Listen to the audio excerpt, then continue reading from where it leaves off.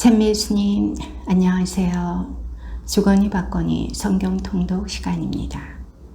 성경을 펼쳐놓으시고 잠시 침묵 가운데 우리 각자가 잡은 대지향과 소지향을 두고 기도합시다. 성부와 성자와 성령의 이름으로 아멘. 마카베오기 하권 7장 1절 이하의 말씀입니다. 그때에 어떤 7 형제가 어머니와 함께 체포되어 채찍과 가죽끈으로 고초를 당하며 법으로 금지된 돼지고기를 먹으라는 강요를 임금에게서 받은 일이 있었다.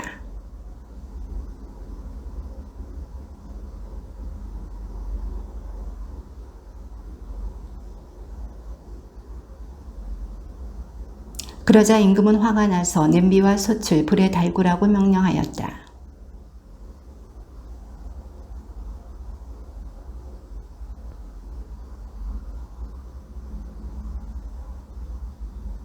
그리고 완전히 불구가 되었지만 아직 숨이 붙어있는 그를 불 곁으로 옮겨 냄비에 집어넣으라고 명령하였다. 냄비에서 연기가 멀리 퍼져나갈 때 나머지 형제들은 고결하게 죽자고 어머니와 함께 서로 격려하며 이렇게 말하였다.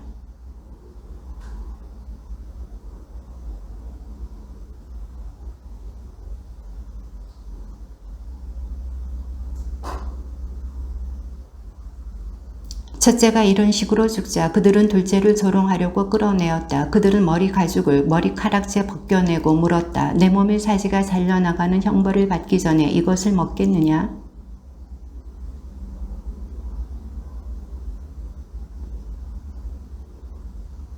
마지막 숨을 거두며 말하였다. 이 사악한 인간, 당신은 우리를 이승에서 몰아내지만 온 세상의 임금님께서는 당신의 법을 위하여 죽은 우리를 일으키시어 영원한 생명을 누리게 하실 것이요.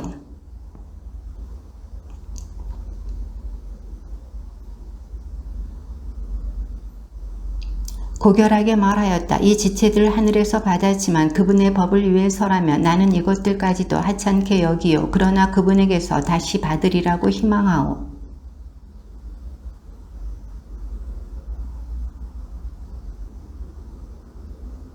셋째가 죽은 다음에 그들은 넷째도 같은 식으로 괴롭히며 고문하였다.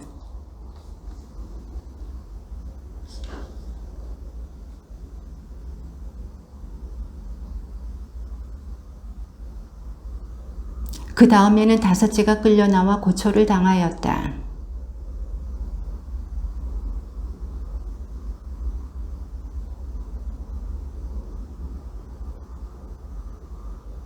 두고 보시오. 그분의 위대한 능력이 어떻게 당신과 당신 후손을 괴롭히는지 당신이 보게 될 것이오.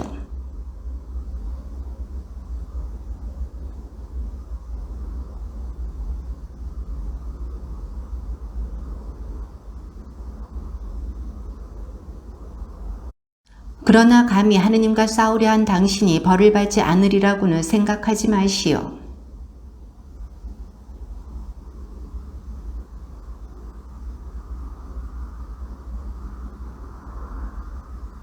그는 조상들의 언어로 아들 하나하나를 격려하였다. 고결한 정신으로 가득 찬 그는 여자다운 생각을 남자다운 용기로 북돋우며 그들에게 말하였다.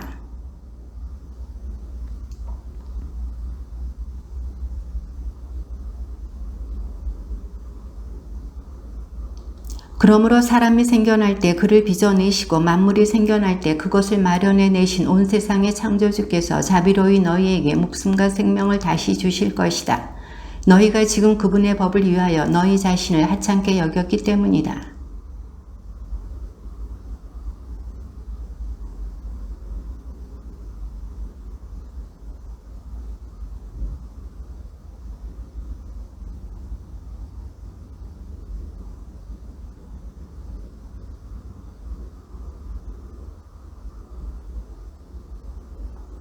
그러나 그 젊은이는 전혀 귀를 기울이지 않았다. 그래서 임금은 그 어머니를 가까이 불러 소년에게 충고하여 목숨을 구하게 하라고 강권하였다.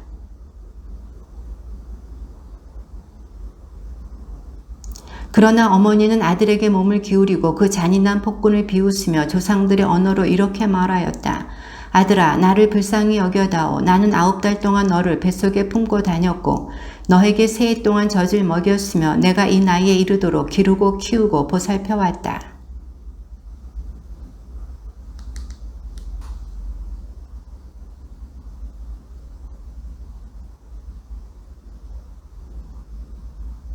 이 박해자를 두려워하지 말고 형들에게 부끄럽지 않게 죽음을 받아들여라. 그래야 내가 그분의 자비로 내 형들과 함께 너를 다시 맞이하게 될 것이다.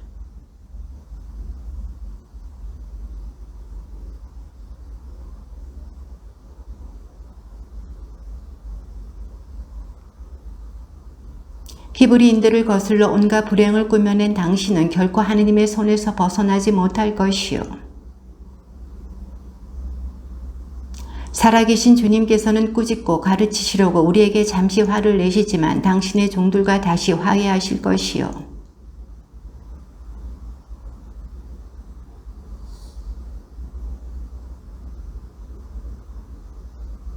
당신은 모든 것을 지켜보시는 전능하신 하느님의 심판에서 벗어난 것이 아니요.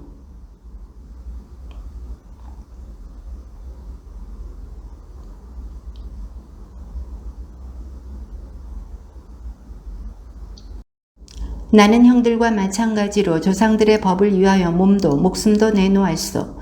그러면서 하느님께서 우리 민족에게는 어서 자비를 베푸시고 당신에게는 시련과 재앙을 내리시어 그분만이 하느님이심을 고백하게 해주시기를 간청하오.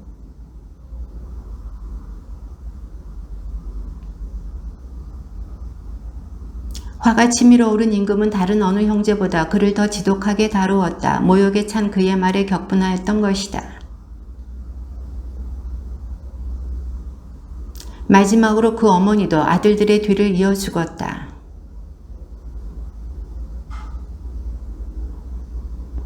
마카베오라고 하는 유다와 그의 동지들은 여러 마을에 몰래 들어가 친족들을 불러내고 유다교에 충실하게 살아온 이들을 소집하여 6,000명가량 모았다.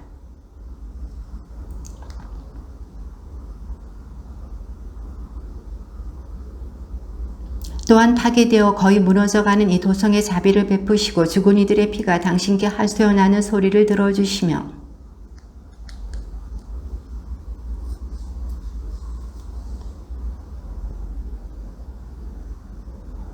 마카베오가 군대를 조직하자마자 이 민족들이 그를 당해내지 못하게 되었으니 백성에 대한 주님의 분노가 자비로 바뀐 것이다.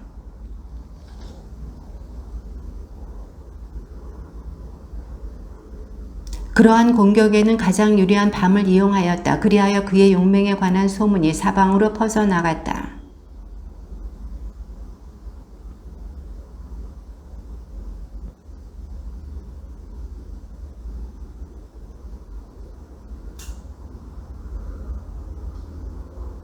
프톨레마이오스는 유다인들을 몰살시키려고 그 즉시 파트로클로스의 아들이며 임금의 첫째가는 벗들 가운데 하나인 니카로르를 뽑아 모든 민족들에게서 소집된 병사 2만여 명의 지휘관으로 세워 파견하였다.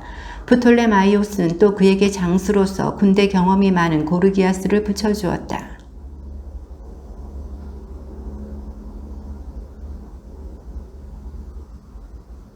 그래서 그는 곧바로 해안 성읍들의 사람을 파견하여 유다인 노예들을 사라고 하면서 노예 9명을 한 탈렌트에 넘겨주겠다고 약속하였다. 그러나 그는 전능하신 분께서 자기에게 내리시려는 징벌을 예상하지 못하고 있었다.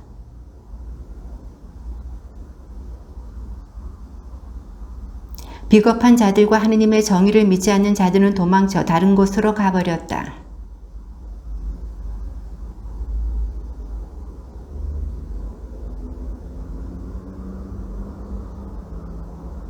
그들은 자기들을 보아서가 아니더라도 당신께서 자기 조상들과 맺으신 계약들을 보아서 그리고 자기들이 당신의 거룩하고 영광스러운 이름으로 불린다는 사실을 생각하시어 그렇게 해주십사고 간청하였다.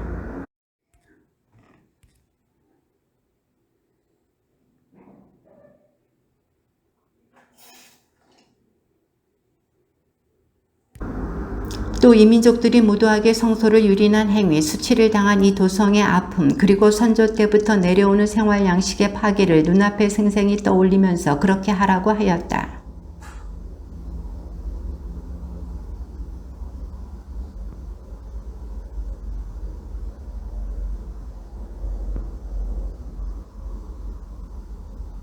이어서 그는 선조들이 도움을 받은 이야기들을 들려주었다. 곧 사내립 시대에 적군 18만 5천 명이 패망할 때의 이야기.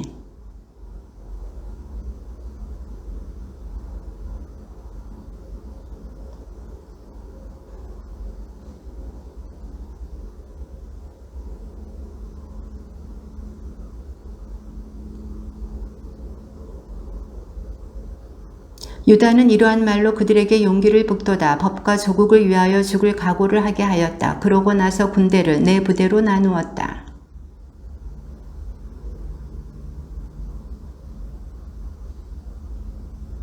이어서 엘라자르에게 큰 소리로 성서를 봉독하게 한 다음 하느님의 도우심이라는 표어를 정하고 그 자신이 제1부대의 지휘관이 되어 느카노르와 교전하였다.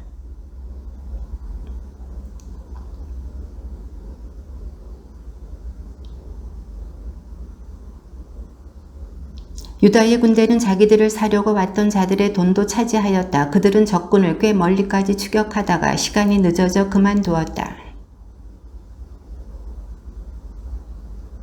그들은 적군의 무기를 거두고 노획푼을 차지한 다음 자기들에게 자비를 베풀기 시작하시어 그날의 구원을 내리신 주님께 열렬한 찬미와 감사를 드리면서 안식일을 지켰다.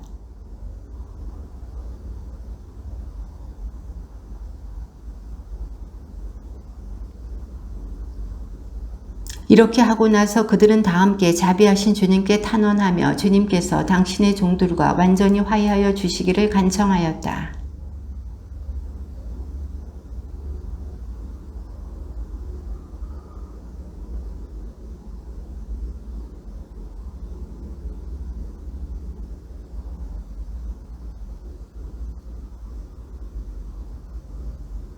그들은 적군의 무기를 거두어 적당한 곳에 모두 조심스럽게 쌓아두고 나머지 전리품은 예루살렘으로 가져갔다.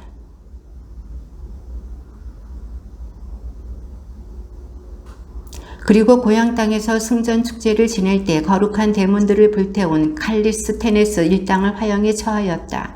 칼리스테네스는 오두막으로 달아났다가 그 불경제에 대한 웅분의 대가를 치른 것이다. 그가 가장 미천하다고 여겼지만 주님의 도움을 받은 이들에게 굴욕을 당하였다. 그는 호화로운 옷을 벗고 달아나는 노예처럼 혼자서 내륙 지방을 가로질러 안티오카에 다다랐다. 그가 기껏 이루어낸 일이라고는 자기 군대를 파멸시킨 것밖에 없었다.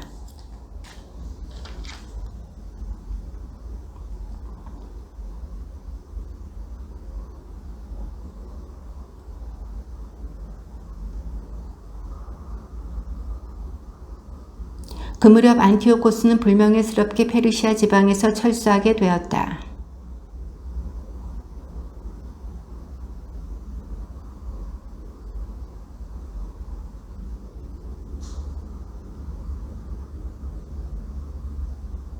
그가 ek바타나에 있을 때 니카노르와 티모테우스의 군대에 일어난 일이 보고되었다.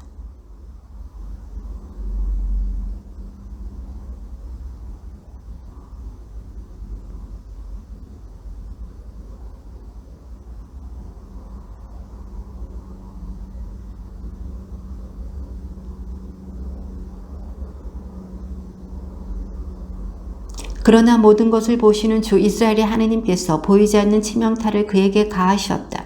그 말을 끝내자마자 그는 내장에 극심한 통증을 느끼고 속으로 지독한 고통을 겪게 되었다.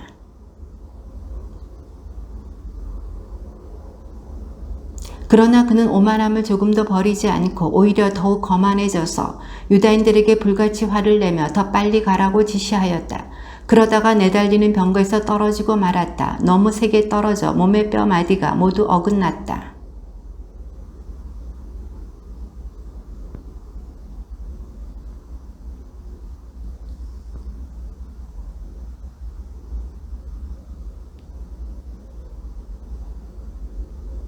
이 사악한 자의 눈에서는 구더기들이 기어나오고 극심한 고통 속에서도 살아있기는 하지만 살은 썩어 문드러져 갔다. 그 썩는 냄새가 온 군대를 참을 수 없게 만들었다.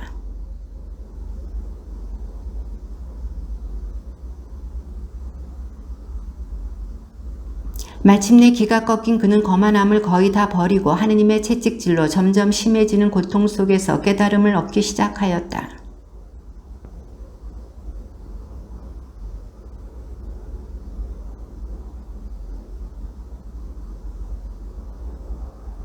그리고 그 더러운 자는 자기에게 자비를 베푸실 리 없는 주님께 맹세하며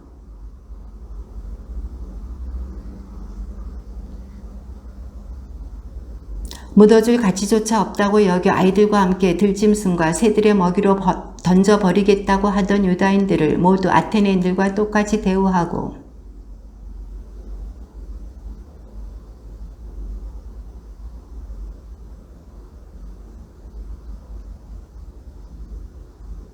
그뿐만 아니라 자신도 유다인이 되어 사람이 사는 곳이면 어디나 가서 하느님의 권능을 선포하겠다고 하였다.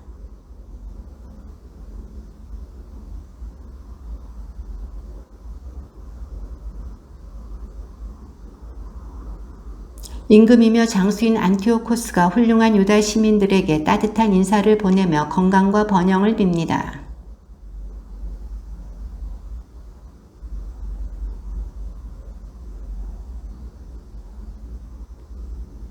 나는 지금 병상에 누워 여러분이 나에게 보여준 호의를 애정어린 마음으로 회상하고 있습니다. 나는 페르시아 지방에서 돌아오는 길에 몹쓸병에 걸렸습니다. 그래서 나는 모든 일을 위한 공공의 안전을 생각해야 할 필요를 느꼈습니다.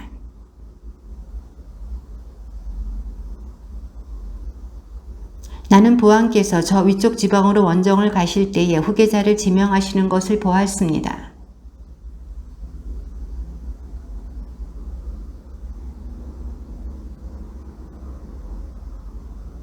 그뿐만 아니라 나는 인접한 나라의 통치자들과 내 왕국의 이웃들이 기회를 엿보면서 무슨 일이 일어나기를 기다리고 있다는 것을 알고 있기에 저 위쪽 지역으로 서둘러 떠날 때에 내 아들 안티오코스를 왕위 궤싱자로 임명하였습니다.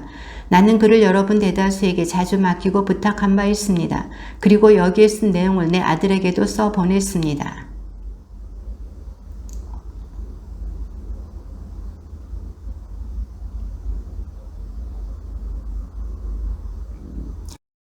그가 내 정책을 이어받아 여러분을 친절하고 관대하게 대하여 줄 것으로 나는 확신합니다.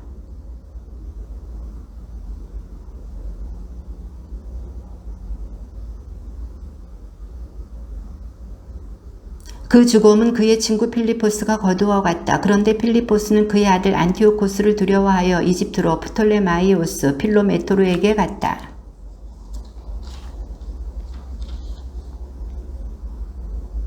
이 민족들이 광장에 만들어 놓은 제단들과 성역들을 헐어버렸다.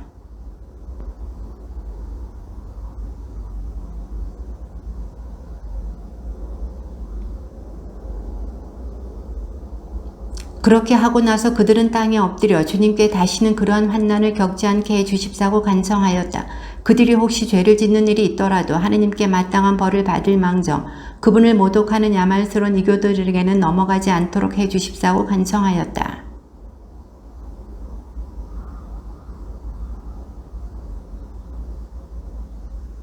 그들은 여드레 동안 그 축제를 초막절과 같은 방식으로 기쁘게 지냈다. 그러면서 얼마 전까지만 하여도 자기들이 이 초막 축제 동안 산과 동굴에서 들짐승처럼 살던 일을 기억하였다.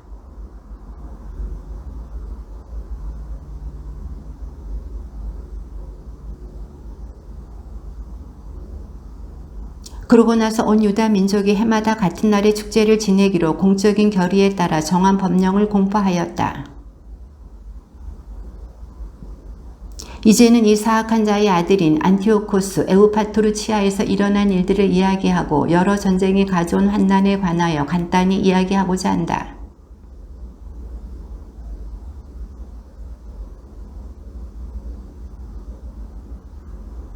그 전에 마크론이라고 하는 프톨레마이오스는 유다인들이 겪은 불의를 생각하여 앞장서서 그들에게 의로움을 베풀었으며 그들과 평화로운 관계를 유지하려고 하였다.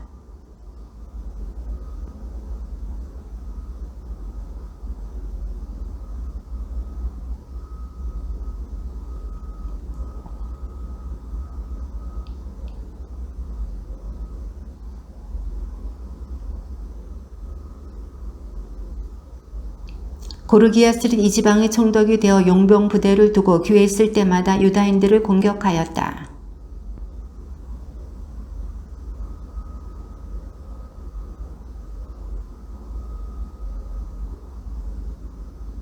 마카베오와 그의 군사들은 기도를 드리며 주님께 자기들의 동맹군이 되어주십사고 간청한 다음 이두메와 요새들을 향하여 돌진하였다.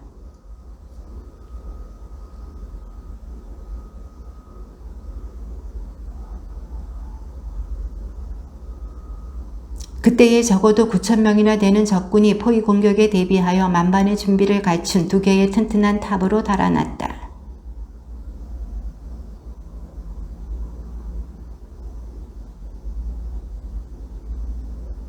그러나 시몬의 군사들은 돈을 좋아한 나머지 탑에 있던 어떤 자들에게 매수를 당하여 7만 드라크마를 받고 몇 사람을 빠져나가게 하였다.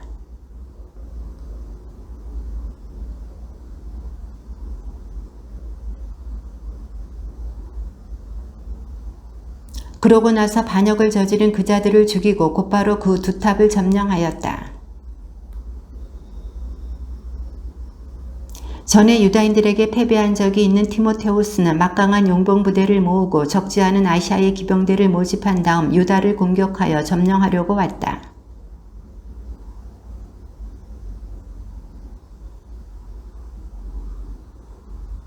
제단 발치에 엎드린 그들은 하느님께 자기들을 어여삐 여기시어 율법서에 명시된 대로 자기 원수들에게는 원수가 되어주시고 적들에게는 적이 되어주십사고 간청하였다.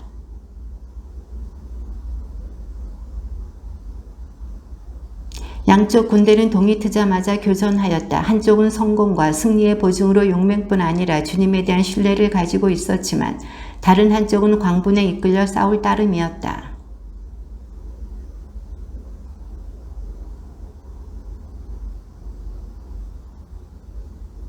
그들 가운데 둘이 마카베오 양쪽에 서서 그가 부상을 입지 않도록 자기들의 무장으로 보호해 주었다. 그들이 적군에게 활을 쏘고 벼락을 내리치자 얼이 빠지고 눈이 먼 적군은 극심한 혼란으로 흩어졌다. 디모데우스 자신은 게제르라는 아주 튼튼히 방비된 요새로 달아났다. 그곳은 케레아스의 주의 아래에 있었다. 그 안에 있던 자들은 그곳이 경고함만 믿고 지독한 말로 하느님을 모독하며 무례한 말을 짓거려 댔다.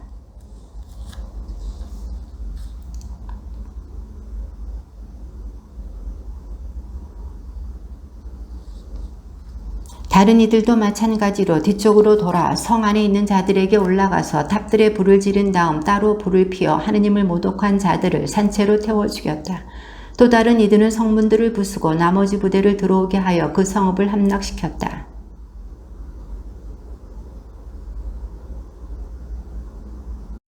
이 일을 마친 그들은 이스라엘에게 큰 은혜를 베풀어 승리를 주신 주님께 감사의 찬미가를 부르며 그분을 찬양하였다.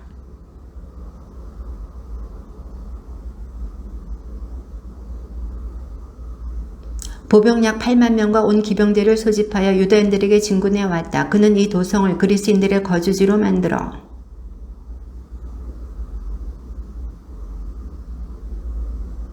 그는 하느님의 권능을 조금도 아랑곳하지 않고 보병 수만 명과 기병 수천 명과 코끼리 80마리로 기세가 등등해 있었다.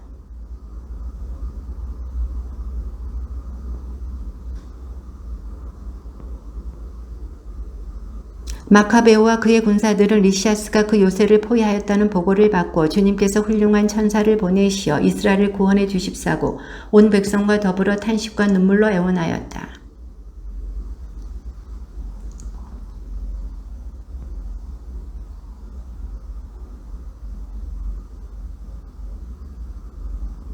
그들이 아직 예루살렘 근처에 있을 때 말을 탄 기사가 흰 옷을 입고 황금 무기를 휘두르며 그들 앞에 나타났다.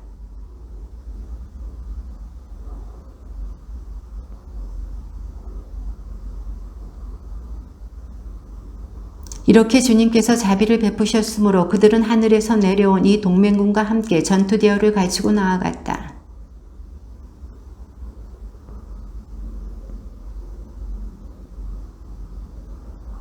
그들은 거의 다 상처를 입고 알몸으로 빠져나가 목숨을 건졌다. 리시아스 자신도 수치스럽게 달아나 목숨을 건졌다.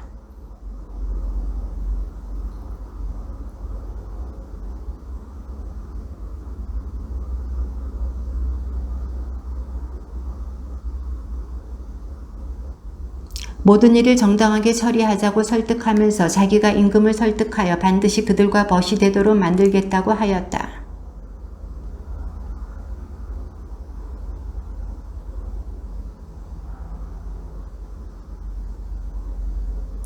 유다인들에게 써보낸 리시아스의 편지의 내용은 이러하였다. 리시아스가 유다 백성에게 인사합니다.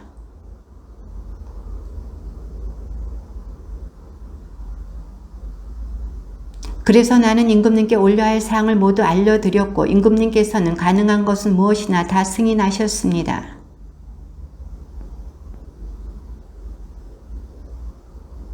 세부 사항에 관해서는 이 사람들과 또 내가 파견하는 이들이 여러분에게 가서 상의하도록 지시하였습니다. 임금의 편지는 이러한 내용이었다. 안티오코스 임금이 리시아스 형제에게 인사합니다.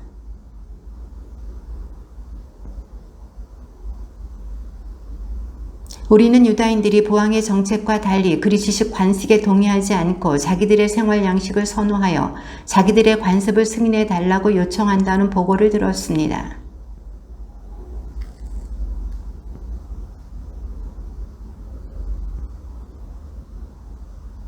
그러니 귀하는 사람을 보내어 그들과 화친을 맺는 것이 좋겠습니다. 그리하여 그들이 우리의 시책을 보고 저마다 즐겁고 기쁘게 생업에 종사하기를 바랍니다.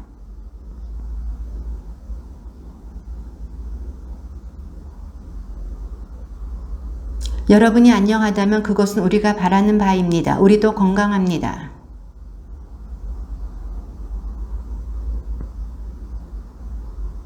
크산티코스 달 30일까지 돌아가는 이들에게는 화친과 안전을 보장합니다.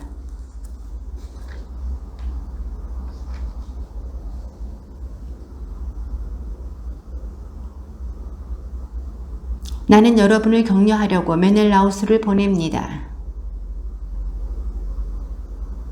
로마인들도 이러한 편지를 유다인들에게 보냈다. 로마의 사절 퀸투스 멤비우스와 티투스 마니우스가 유다 백성에게 인사합니다.